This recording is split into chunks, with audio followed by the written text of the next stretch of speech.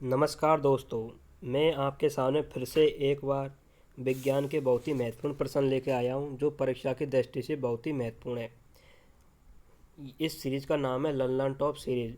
इसमें 10 क्वेश्चन रखे गए हैं जो परीक्षा की दृष्टि से बहुत ही महत्वपूर्ण है। इस परीक्षा में ग्रुप डी में जो प्रीवियस ईयर्स में जो क्वेश्चन पूछे गए हैं उन क्वेश्चनों का भी हम इसमें समावेश किया गया है। विज्ञान के कतई जहर सीरीज है और इस विज्ञान के प्रश्न है जो परीक्षा की दृष्टि से बहुत ही महत्वपूर्ण है। देखते हैं पहला क्वेश्चन। इकोसिस्टम में एक पोषण स्तर से दूसरे पोषण स्तर में कितनी ऊर्जा का स्थानांतरण होता है? ये क्या होता है? पारिस्थितिक तंत्र होता है। पारिस्थितिक तंत्र होता है, इसमें क्या होता है, जो ऊर्जा का जो चार्ट बनता है, फ्लो चार्ट, इसको आधार पर हम कह सकते हैं कि जो उसमें ऊर्जा का जो स्थानांतरण होता है वो किस आधार पर होता है। तो इसमें क्या होता है, स्रोत होता है, एक तो सूर्य होता है, सूर्य।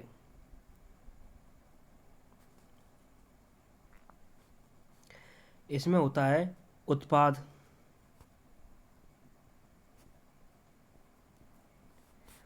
एक होता है प्रथम उपभोक्ता और एक होता है द्वितीय उपभोक्ता। इसमें क्या होता है, ये सूर्य होता है, इससे ऊर्जा ली जाती है, वो ली जाती है 10%। और उत्पाद होता है वो प्रथम उपभोक्ता को ऊर्जा देता है, वो कुल का 10% देता है। तो जो इकोसिस्टम होता है इसमें जो ऊष्मा का जो ऊर्जा का जो स्थानांतरण होता है वो होता है 10%। इसे लिंडेमान का नियम भी कहते हैं। लिंडेमान के नियम के अनुसार, लिंडेमान के नियम के अनुसार ये क्या होता है, 10% का जो नियम होता है ना वो होता है।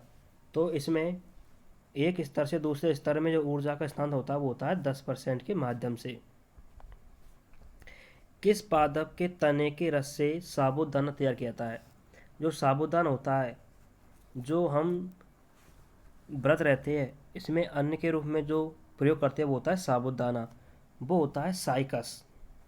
साइकस एक प्रकार का क्या होता है, तना होता है, इसके रस से हमें साबूदाना प्राप्त किया जाता है, साबूदाने को प्राप्त किया जाता है।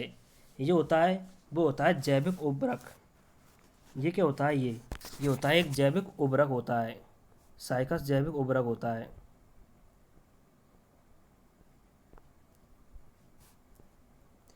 ये होता है एक जैविक उर्वरक।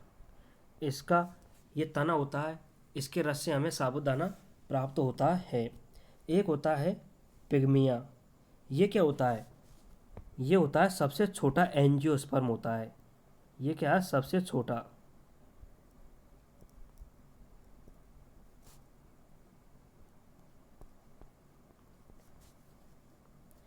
सबसे छोटा होता है जिम्नोस्पर्म होता है, जिम्नोस्पर्म।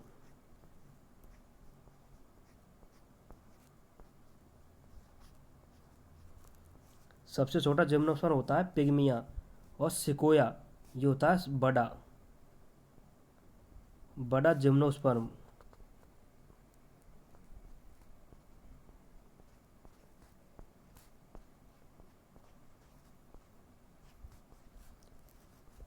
और जो एड्रिपी होता है, एड्रिपी होता है राजस्थान में उगने वाला एकमात्र वो होता है शैवाल। ये कहता है राजस्थान मुक्ता है, राजस्थान में उगने वाला एकमात्र पौधा होता है। राजस्थान में उगने वाला एकमात्र शैवाल कौन सा होता है, जो होता है एड्रिपिया। तो दोस्तों हम एक ही प्रश्न के चार चार उत्तर दे रहे हैं। इसी प्रकार से अगला क्वेश्चन देखते हैं। अंतरिक्ष यात्री भोजन के रूप में कौन से शैवाल का उपयोग करता है? जब हम जो भी सैटेलाइट लॉन्च करते हैं तो इसमें क्या होता है कि भोजन के रूप में हम क्या लेते हैं, शैवाल लेते हैं। तो वो शैवाल होता है क्लोरेला। क्लोरेला शैवाल होता है, वो अंतरिक्ष यात्री होते हैं, वो भोजन के रूप में इस क्लोरेला को उपयोग करते हैं। ये होता है, एक होता है समुद्री शैवाल। क्लोरेला होता है वो क्या होता है, एक समुद्री होता है, वो शैवाल होता है। और ये होता है एनाबीना होता है, वो होता है एक जैव उर्वरक होता है। जैव उर्वरक भी होता है एनाबीना।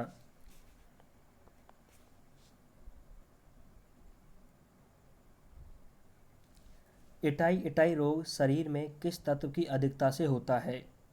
जो इटाई इटाई रोग होता है वो हमारे शरीर में होता है कैडमियम की अधिकता से। जब हमारे शरीर में कैडमियम एक क्या धातु होती है, इसकी अधिकता हो जाती है तो हमारे शरीर में इटाई इटाई रोग हो जाता है। और ये होता है एक पर्णहरित। पर्णहरित को सूर्य को पृथ्वी में जो पर्णहरित की क्रिया होती है वो पर्णहरित की क्रिया होती है, उसकी अधिकता से भी क्या होता है मैग्नीशियम की कमी, मैग्नीशियम की अधिकता हो जाती है, उससे पर्णहरित हो जाता है। मैग्नीशियम की अधिकता से क्या हो जाता है पर्णहरित। और कैल्शियम, हमारे जो शरीर की जो हड्डियाँ होती है उनका जॉइंट होते हैं वो किससे आपस में जुड़े होते हैं, वो होते हैं कैल्शियम से। इसका सर्वाधिक अच्छा स्रोत होता है दूध होता है। और ऑक्सीजन, हमारे शरीर को सुचारू रूप से चलाने के लिए जिस तत्व की आवश्यकता होती है वो होती है ऑक्सीजन। विज्ञान की वह शाखा जिसमें जेनेटिक इंजीनियरिंग के माध्यम से मानव जाति के सुधार का अध्ययन किया जाता है। मतलब एक ऐसी विज्ञान की शाखा है जिसमें जेनेटिक इंजीनियरिंग का प्रयोग करके मानव जाति में सुधार किया जा सकता है। पहले मानव आदि मानव था, फिर उसमें और सुधार किया गया तो एक होमोसेपियंस प्रकार का एक क्या प्राणी बन गया था। तो उस जेनेटिक इंजीनियरिंग की वो शाखा है वो होती है यूफेनिक्स। यूफेनिक्स होती है वो विज्ञान की शाखा होती है जिसमें जेनेटिक इंजीनियरिंग के माध्यम से मानव जाति को सुधारा जा सकता है। मानव होता है वो एक होमो जाति का वो है प्राणी, होमोसेपियंस।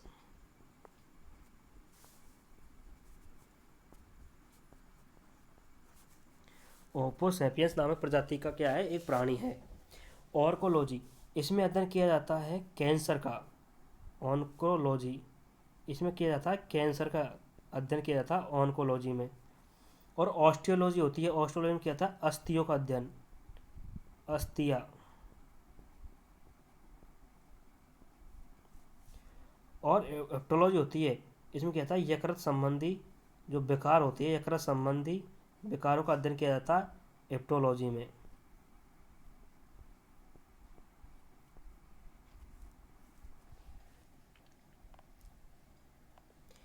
किस प्रकार के पौधों में जड़ नहीं पाई जाती है? एक होता है टेरिडोफाइटा, थैलोफाइटा, जिम्नोस्पर्म और एंजियोस्पर्म।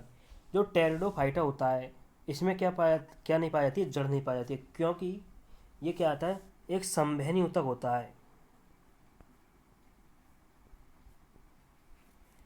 एक क्या होता है संवहनी ऊतक होता है, इसमें जाइलम और फ्लोएम दोनों ऊतक की अनुपस्थिति होती है जिसके कारण इसमें क्या है जड़ नहीं पाई जाती है। जब ये थैलोफाइटा होता है इसमें क्या है, इसमें क्या है पौधों में क्या है जड़ पाई जाती है। सबसे बड़ा फूल का उदाहरण कौन सा है? ये वुल्फिया होता है, वुल्फिया वो सबसे बड़ा फूल होता है। सबसे बड़ा फूल होता है वुल्फिया। और रेप्लेसिया होता है वो क्या सबसे छोटा होता है, सबसे छोटा फूल होता है रेप्लेसिया। और सबसे बड़ा होता है वो होता है वुल्फिया। द्विनाम पद्धति का खोजकर्ता किसे कहते हैं? जो द्विनाम पद्धति होती है वो क्या पारिस्थितिक तंत्र में होती है। इसके जो खोजकर्ता है वो द्विनाम पद्धति दी थी कैरोलस लीनियस ने दी थी। कैरोलस लीनियस ने द्विनाम पद्धति दी थी। और जो त्रिनाम पद्धति है वो दी थी स्टिकलैंड ने दी थी त्रिनाम पद्धति दी थी स्टिकलैंड ने। जो अरस्तु होता है वो जीव विज्ञान का जनक कहलाता है, जीव विज्ञान का जनक। जीव विज्ञान का जनक कैसे कहते हैं, अरस्तु को कहते हैं। और जो थियोफैटस होता है वो कहता है वनस्पति जगत। वनस्पति विज्ञान का जनक कैसे कहते हैं, थियोफैटस को वनस्पति विज्ञान का जनक। तालाब व झील में होने वाली वाटर फ्लूम घटना का कारण है। हम देखते हैं कि तालाब और झील ये क्या होता है, इसमें वाटर ब्लूम क्या होता है, इसमें क्या ऊपर पानी को ऊपर कुछ शैवाल उगाते हैं, उसको कहते हैं वाटर ब्लूम। मतलब उनका रंग क्या हो जाता है परिवर्तित हो जाता है। जैसे महाराष्ट्र में लूनार झील है, इसका जो रंग है वो क्या परिवर्तन हो गया था। लूनार झील का रंग होता है वो किसी कारण परिवर्तन हो गया था, वो होता है शैवाल। तो इसमें क्या है, ये शैवाल होते हैं, जो वाटर ब्लूम की घटना होती है शैवालों में, जो क्या करते हैं झील व तालाब के पानी को क्या कर देते हैं, मतलब उसको क्या करते हैं परिवर्तन कर देते हैं। तो हम जो शैवाल होते हैं, इसका जो शैवाल होते हैं इसका अध्ययन कहता है फाइकोलॉजी में। फाइकोलॉजी में शैवालों का अध्ययन किया जाता है। और कवकों का अध्ययन किया जाता है, वो किया जाता है माइकोलॉजी में।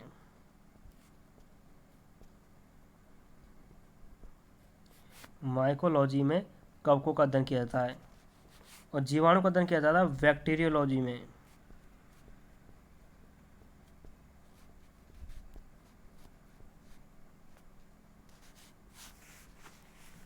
और जो लाइकेन होता है वो कवक और शैवाल, कवक प्लस शैवाल दोनों से मिलकर बना होता है, क्या होता है लाइकेन, जो प्रकृति में बहुत ही उपयोगी होता है। राष्ट्रीय चावल अनुसंधान केंद्र कहाँ स्थित है, जो होता है कटक उड़ीसा होती है, उसमें क्या है नेशनल चावल अनुसंधान केंद्र है। भरतपुर में है सरसों अनुसंधान केंद्र, सरसों अनुसंधान केंद्र है भरतपुर में। शिमला में है आलू अनुसंधान केंद्र।